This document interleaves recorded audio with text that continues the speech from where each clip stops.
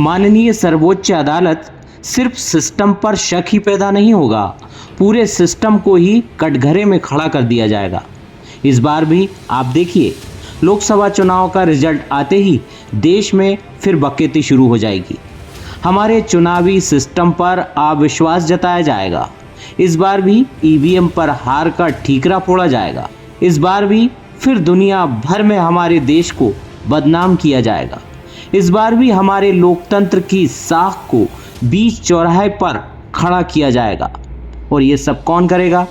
वो लोग जो ईश्वर को हाजिर नाजिर मानकर सत्यनिष्ठा की प्रतिज्ञा लेते हैं, विधि द्वारा स्थापित भारत के संविधान के प्रति सच्ची श्रद्धा और निष्ठा रखने की शपथ लेते हैं, भारत की प्रभुता और अखंडता अक्षुण्ण रखने की कसम खाते हैं, अपने कर्तव्यों का श्रद्धापूर्वक और शुद्ध अंतःकरण से निर्वहन करने की शपथ लेते हैं, संविधान और विधि के अनुसार न्याय करने की शपथ लेते हैं।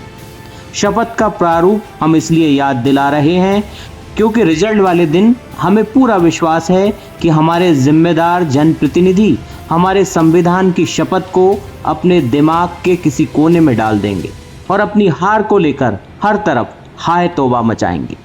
इतना ही नहीं, जब वो ईवीएम पर सवाल उठाएंगे तब ये भी भूल जाएंगे कि उसी ईवीएम पर जनता के भरोसे के कारण वो कई बार चुनाव जीते हैं। आप कह रहे होंगे ये तो हाइपोथेटिकल है, अभी रिजल्ट तो आने दीजिए। हमारे देश के कर्णधारों पर आप ऐसे कैसे आरोप लगा सकते हैं? तो जनाब, हमारे पास इसका ठोस प्रमाण है। इस बार भी देश में चुनाव इलेक्ट्रॉनिक वोटिंग मशीन यानी ईवीएम से ही होंगे, बैलेट पेपर से नहीं होंगे। इसके अलावा ईवीएम से वीवीपैट स्लिप की 100% क्रॉस चेकिंग भी नहीं होगी। ये बातें सुप्रीम कोर्ट ने इन मामलों से जुड़ी सभी याचिकाओं को खारिज करते हुए कहा है।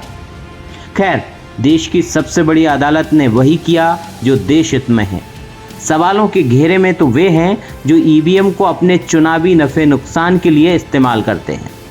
जैसे ऐसे लोग ईवीएम पर तब संदेह जताने झंडा उठा लेते हैं जब पूरा चुनाव कार्यक्रम तय हो जाता है या चुनाव शुरू हो जाते हैं। ऐसे लोग चुनाव के 4 महीने पहले कोर्ट इसलिए नहीं जाते क्योंकि ईवीएम मुद्दा जिंदा रहे। दूसरा, जहां जहां ईवीएम विरोधी चुनाव जीत जाते हैं वहां खामोशी ओढ़ लेते हैं।